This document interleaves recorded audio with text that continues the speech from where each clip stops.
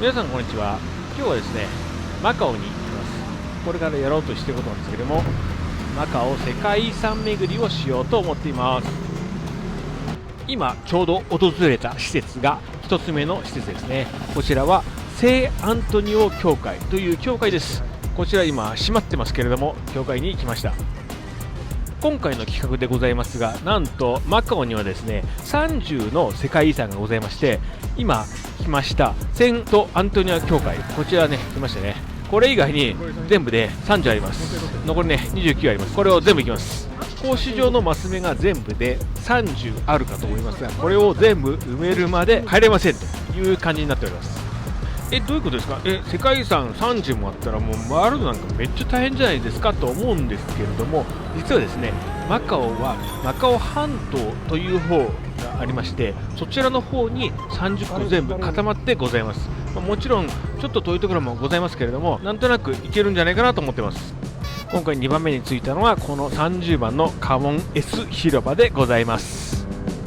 この後ですが、個人的な見解で恐縮ですが、全部地区をですね ABCDEF の6地区に分けさせていただきます。現在いるところは A 地区なんですけれども、今日はですね A 地区と B 地区の一部をこなしていこうと思います。 A 地区にはですね全部で4つの世界遺産がございます。これをですねまずこなしていこうと思っています。画面の右側には適宜マカオ半島の地図を表示させていただきますので、ご参考にしていただければと思います。先ほどのカモン S 広場から見ていただいている方は大変恐縮でございますが、なんとこのカモン S 広場のすぐ脇のところにですね次の世界遺産がもうあります。もう着きましたよ。これもう着きましたよ。この門をくぐったら次の世界遺産になります。今回ですけれども、僕とお母さんの旅行でなっております。お母さんですねもうリタイアして70後半ですから、暇だけはございます。全ての世界遺産でポーズをとっていただくという試練を与えさせていただいております。こちら23番目のカーザ庭園でございますね。無駄にピースとかしてもらってますが、すいません。もっとね若い方だったらよかったんですけど、70代後半のうちのお母さんです。すいません。今出まして、次のところすぐわけですよ。今ね10秒もない5秒くらいで着きました。こちら24番のプロテスタント墓地でございます。完全に閉まってましたので、中ねこの脇の格子からしか覗くことができませんでした。この度30箇所回るルールでございますが、お母さんの体力もございますので、空いてなかったらその前でポーズを取っていただく、施設が開場していたら中まで入っていくっていうのをやらせていただこうと思っています。1日目ここまではカモン S 広場、カーザ庭園、そしてプロテスタント墓地含めまして全部で4つをここまでやらせていただきました。簡単でしょ。ということでこの後は A 地区が終わりましたので B 地区に行こうと思います。僕諸外国行ったらゲーセンには行こうと思ってるんですけど、このようにですね見たことあるようなキャラが縦横無尽に並んでいるのはなかなかないですよね。ここから B 地区に入っていきます。 B 地区ですねちょっとね上がるんですけれども、これはねちょっとだけです。本当にちょっとだけです。でここからですね一番有名なところがありますので、ここは見逃さないでください。まず最初はですねこの壁です。この壁が世界遺産に登録されていることになっています。こちらの壁今ライトアップされてかなりおしゃれなんですけれども、もともとですね450年前くらいに築かれた防御壁の一部だそうです。世界中にある世界遺産を一個一個攻めている方には本当に申し訳ないんですけど、さっきの世界遺産からここまで5秒できます。ナーチャさんを祀った伝統的中国寺院、これがここにあります。ここから先ですね、どの人もここに来れば世界遺産に来たって納得する場所があるんですよ。それがこちらセントポール大天守堂跡でございます。今日見た動画の施設の中で他行かなくてもいいんで、ここだけは必ず来てください。ここだけは記念に残ります。ほとんどの方がご存じないかと思いますが、アレッサンドロ・バリニャーノという方がいらっしゃいまして、キリスト教のイエズス会の方でございます。宣教師の方でございますが、こちらマカオを拠点として日本の方にも来られていた方と思います。このようにイエズス会の拠点としたことが認められているとか、なんとですね記念として名前がついて世界遺産となってございます。ここまでの結果発表を報告します。今までの4つに加えて旧城壁、そしてナーチャ廟、一番有名なセントポール大聖堂、そして最後にイエズス会記念広場、ここまで行きましたよ。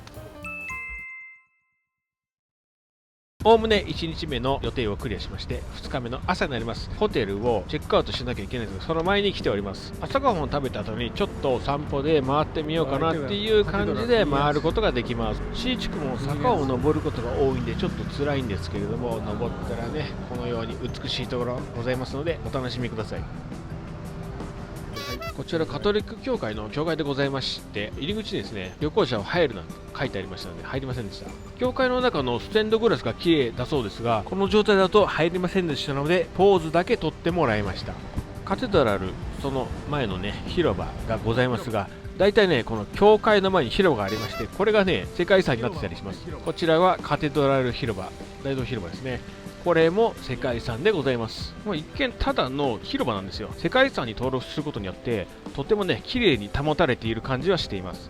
でこれからですね、街というかごちゃごちゃした観光地が人がいっぱいいるところに行きます。ここですね、ロサンの屋敷なんですけれども、もう全然普通に街中に紛れてて通り過ごしてしまいます。なので本当はね分かりづらいです。建物の壁がちょっと派手な黄色な感じでね、派手なところにやってきました。地面もなんかぐるぐるな感じで派手なんですけど、この辺からね完全なる観光地になってきます。こちら聖ドミニコ教会、こちらの方もですね世界遺産に登録されております。10時前に行ったんで空いてなかったんですけれども、こちらね博物館になっているそうなので、もしよかったら中まで見たりするといいかもしれません。こちらの教会前にも広場がありました。そしてその広場も世界遺産に登録されております。こちら聖ドミニコ広場でございます。もう全然わかんない、これが本当に世界遺産かどうかちょっとね歩いてるだけじゃ分かりません。この辺りですね、車が入ってこれなくて人しか来れないところなんですけれども、朝ね今ね9時頃でございますが、めちゃめちゃ人がいます。でこの前の建物、この白い建物が人事堂ですね。病院だったそうですね。現在は病院じゃなくて別の施設になっているそうです。この動画ここまで見てきていただいている方には大体お分かりかと思いますが、もうここがですね次の世界遺産です。というかですね、この今いる広場自体が世界遺産ですね。今いる世界遺産の隣というか、もうすぐ隣に世界遺産があるの隣の世界遺産みたいな感じですね。もうすごいですよ。ここセナド広場というマカオでも一番有名な広場なんですが、この噴水をモニュメントとして撮影させていただいております。さっきの広場から横断歩道を渡ってこの向こうの方にですね、かつてマカオの庁舎として使われていたこのレアルセナドビルですね。これも世界遺産です。わざわざね横断歩道を渡って撮ってもらいました。ありがとうございます。セナド広場のすぐ脇のところに市場のようなところがございまして、今ね朝なのでまだやってないんですけれども、奥の方に進んでいくとこのようにお寺がございます。観音さんが祀られているんですが、商売繁盛のお寺ですので、ご興味のある方はちゃんと訪れてみるといいと思います。お寺だ。マカオでよく見るぐるぐるのお線香が特徴的でございますが、これまでのねまとめをさせていただきます。カテドラル広場、ロカ屋敷、ドミニコ教会、ドミニコ広場、あとは人事堂、セナド広場に横断歩道を渡った後のレアルセナドビル、そしてここの3階会館でございます。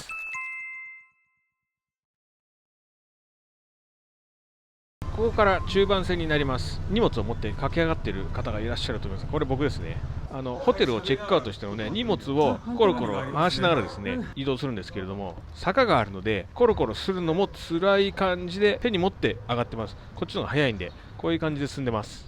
ちなみに地区は D 地区になります。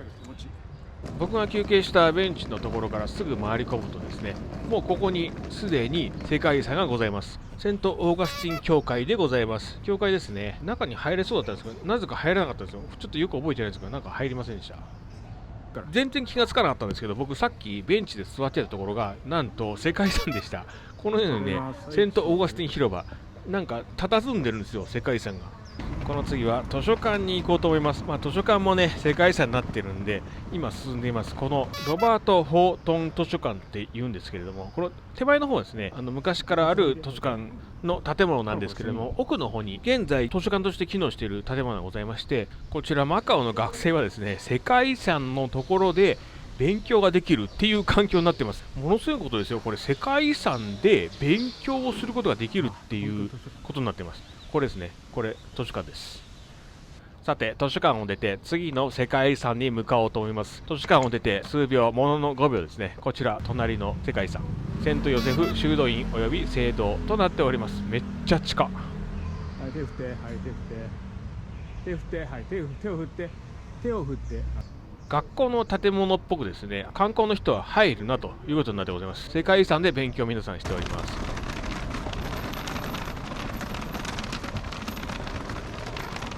次は劇場に行きます。劇場ですけれどもね、イベントがやってるらしくて、このようにですね、なんか面白い看板があったので撮ってますが、このイベントは何なのか分かりませんでした。ドン・ペドロ5世劇場っていうんですが、かつての社交場ですね、上流階級の方の社交場として機能していたそうです。この劇場ね、なんか中入れるっぽいんですけれども、ちょっと人が前にいて、ちょっとビビっちゃって入りませんでした。もし入りたい方がいれば入ればいいんじゃないかと思います。ここで坂はおおむね終わりです。今下り切りました。僕も荷物係はここで終了です。みんなこの後はゴロゴロしていきます。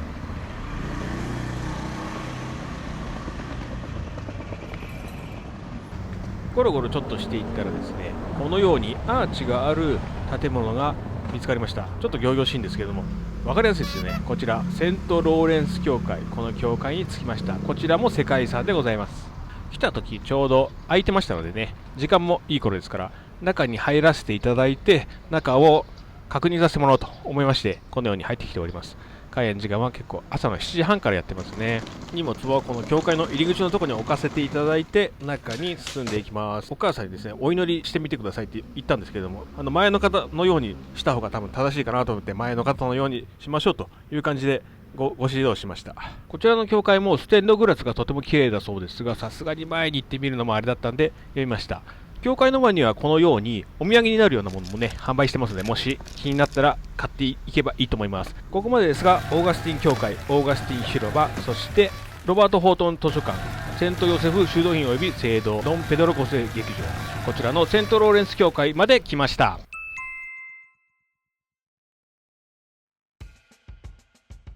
今日の最後でございますが、E 地区の方に行かせていただきます。こちら全部で5カ所あります。5カ所あるんですけど、ちょっとね、広めな場所にありますので、スカスカな感じなんで、ちょっとね、距離歩きますよ。こちら、どう見てもただの公園です。もうその辺にある、日本でもね、あるような、ただの公園なんですけれども、泉があったところらしいんですよ。この泉が出てたっていうリラウ広場、こちらが、世界遺産になっております。日本にいると気がつかないと思いますが、水っていうのはやっぱりね、重要なんですよ。リラウ広場で休憩して、次のところに進もうと思いますが、この狭い歩道をね、通ってるんですけれども、前の方、全然通ってないですよね。ほんで普通に道通ればいいんですけど、この狭い道路をなぜかコロコロで次の施設に向かっております。こちら定家屋敷というんですが、定さんのお家なんですが、なぜかね300人ほど住んでたこともあるそうです。この丸いのね、この入り口がこれが有名ですね。ここで写真を撮りました。行った日はですね、ちょうどクラフトフェアみたいな、なんか紙を使ったイベントみたいなのやったんで、ちょうどね見てきました。面白いですよね。こうやって本とか、絵とか、あとね猫の置物とかこの後出てきますけれども、そういったものを見て楽しみました。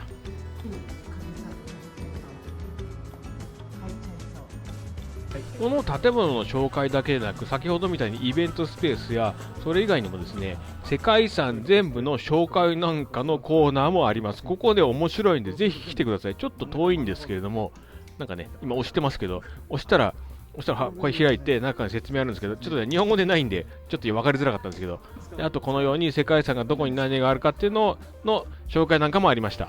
300人も住んでたっぽいので、ものすごく広いんですよね。なんかね、ジャッキー・チェンの映画とか出てきそうな内装なんですよ。これがね、すごく面白い。これね、歩いて回るだけでもものすごく面白いんで、見てください。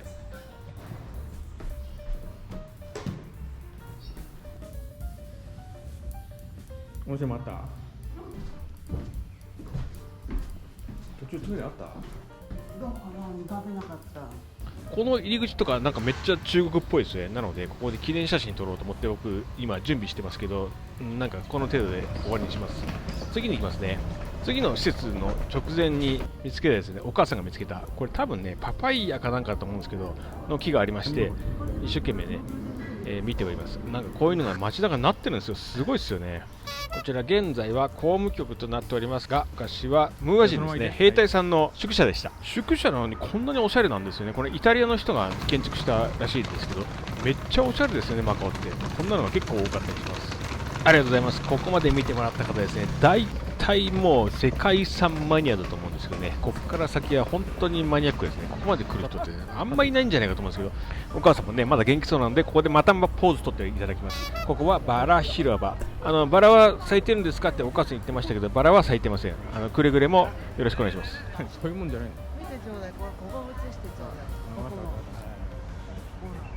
広場の脇にはおおむね別の世界遺産がございます。こちらマカク廟になります。こちらのお寺ですね。お寺になりますね。広東語読みだとマカオミュというらしいですよね。これがねマカオの語源だったそうです。せっかくなのでお寺を拝観しようと思って中に入ったんですが、京都の伏見稲荷張りにものすげえ上があるっぽかったんで、ちょっとすいません、下の方だけお参りして帰ることにしました。この丸い窓もありました。なんかこういうの流行ってたんですね、当時ね、多分ね。ここまでね2日目の結果をお伝えしようと思います。だいぶ今日ね回りました。いきますよ。イラウ広場、そして定家屋敷、その後法務局、その後バラ広場、そしてマカク廟、これで全部で28回りました。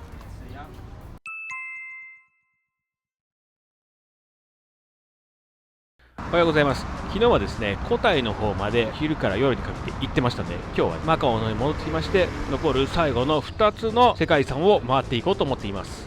来たことある人は分かると思うんですけども、ここちょっと遠いので、バスを乗り継いでここに来たのと、あとは高低差が結構あるので、体力が必要です。リスバンの方から来たのでちょっと歩くんですよ。それでエレベーターを使ってちょっと高い方まで上がっていきます。その後からこのようになんか洞窟のようななんか通路をですね通って現場まで行くことになります。もう1機エレベーターがありました。結構上がります。你好，我要这是地铁吗？わかんない。ということで日本人向けあるあるなんですけれども、突然ですね中国語で話しかけられます。地下鉄ってここですかみたいな言われるんですけど、地下鉄ないっすよね。だいぶ距離も歩いてきたんですけれども、どちらかというと高低差が高すぎて登ってくるのが大変です。ここまで来るの結構大変なんですよ。人によってはタクシー使った方がもしかしたらいいかもしれませんね。ここに来るのね大変です。日本の山の方にある公園とだいぶ一緒です。高低差があってね、登っていくとお城があったりするんですけども、ほとんどお城ですね。お城のところです。もうこのような、ね、木の説明とかもあったり、外国人が多かったり、僕らもねぶっちゃけ言うと外国人なんですけれども、国内の人よりも外国の人のがこのような観光地に来るのはどの世界でも一緒のようです。大丈夫？面白いからいいや。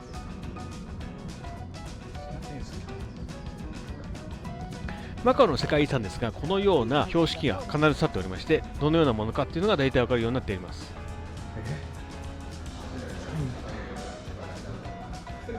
説明書いてあるんですけれども、ちょっとね難しいんで要約すると、まず敵から攻められた時の要塞ですね。要塞の機能と、ここにはもともとね教会があったらしいんですよ。あとは高台にあるので灯台、この3つの機能を合わせてギア要塞というそうです。映像ではちょっとね映してないんですけれども、教会の中すごく涼しいんですよ。クーラーが効いてる教会面白いですよね。これね来てみてここで涼んだりするといいんじゃないかと思います。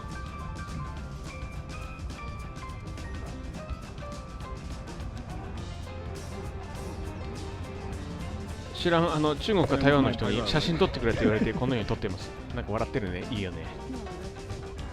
さてここまでの結果発表をお伝えいたします。29番目ギア要塞ですね。これで最後残り1個になりました。お母さん膝さすってるんですけど大丈夫なんですかね。この後一応計画はしてみたところなんですけれども、さすがにねちょっと失敗したなと思うのがね、この B 地区の最後1個これを残してしまったっていうのがちょっとね失敗だったんじゃないかなと思います。ここ初日夜に行ったんですけれどもやってなかったっていうのもあったんでね、しょうがないところはあるんですけれども、とにかくゆっくり行ってこなしていこうと思っています。もう一回ちょっと近づいてみて、近づいてみて。あ、痛い。あ、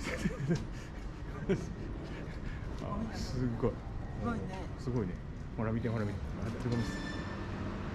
捨てて。かなり市街地の人しか通れないような階段などを登って上まで上がっていきます。現地で例えばSIM を購入する方がいらっしゃると思うんですけれども、SIM の業者によっては地図の位置がずれたりするので、うまく Google マップを使って目的地まで行こうとするのに困難になることはございます。そこはねよく確認して SIM をご購入ください。お母さんお花が好きなんですけれども、こうやってね外国のうちの庭先にあるお花植木鉢がねどんなものがあるかっていうのはどうも興味があるそうです。さて、だいぶクライマックスに近づいてまいりました。最後の施設がここを伸びきたところにあります。ではもう施設の中に入ってきています。このようにね、人がいっぱいいたり、なんかカフェがあったりするんですけども、このように2階の方に登ってくるとマカオ博物館っていうのが、別にあります。これ別ですね。これ300円くらい払うと入れるらしいんですけど、これは言ってません。この他の場所を覗いていくと、この高台ですね、大砲がいっぱい並べられた高台がありまして、ここからですね、敵が来たら狙っていたものと思われます。マカオ半島が大部分が覗くことができます。すごく景色がいいです。最後に到着したこちら、モンテの砦でございます。すごく人がいっぱい、お母さんもなんかもう終わったっていう顔してますね。そういうことで最後のモンテの砦、これが終わって30個全部回りきることができました。中にはね、もっと細かく見て回りたいところがあったんですけれども、今日はね、これで30個一応回ったということで、ありがとうございます。また良ければ次回よろしくお願いします。